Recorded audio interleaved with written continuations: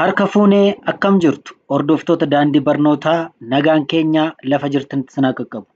Guyyaa har'aa kana immoo barnoota afaan Oromoo kanan isiniif qabadheen dhufeen jiru jechi tokko akkamitti jabaata?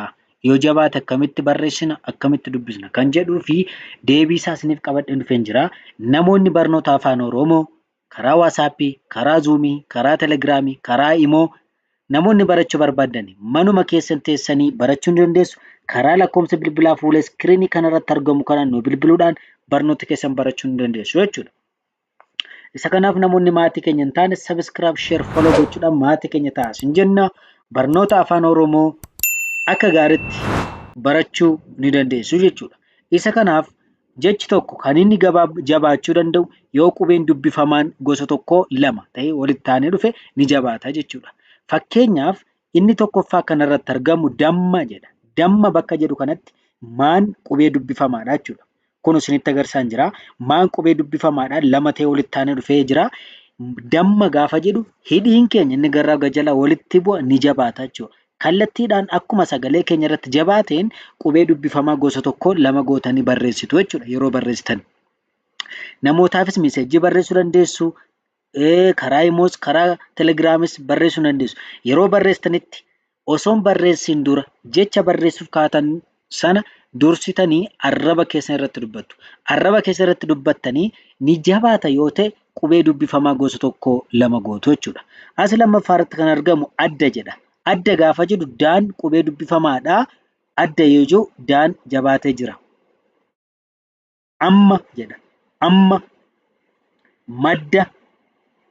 Madda, bakka, farra, akka, xiyya, jibba, qorra, tabba, warra, biyya, karra, gurra, dirra,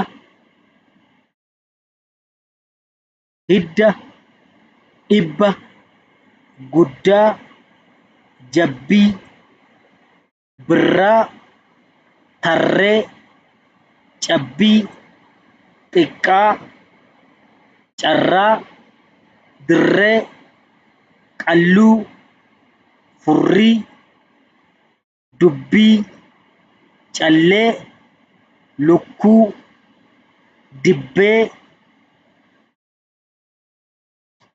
cubbuu, lakkii, qawwee, foddaa, dullaa, soddaa, surree, cittoo, kubbaa, dallaa, shittoo, duwwaa, giddii, bokkaa, qullaa, lubbuu,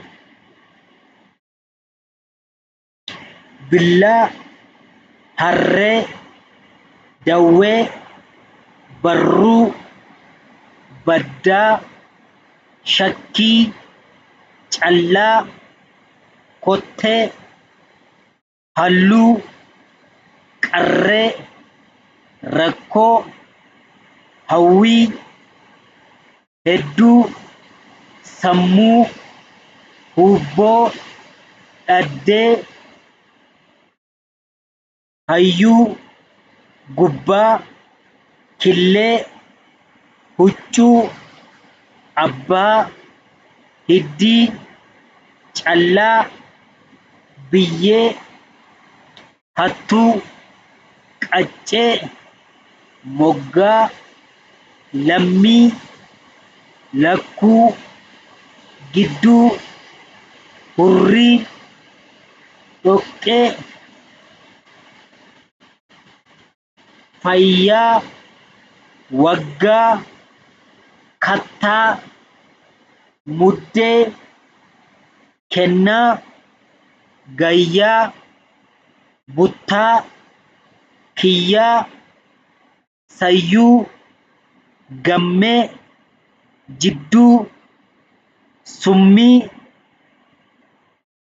goommaa, kaayyoo, kuullee, roorroo.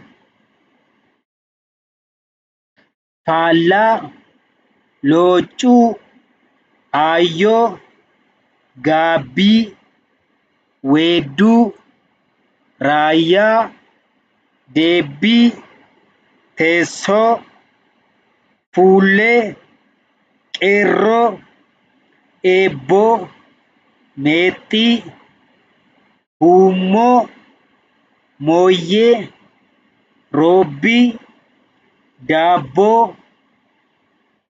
Egaa hordoftoota keenya hanga torban mata duree haaraatiin wal arginutti nagaan nuuf tura.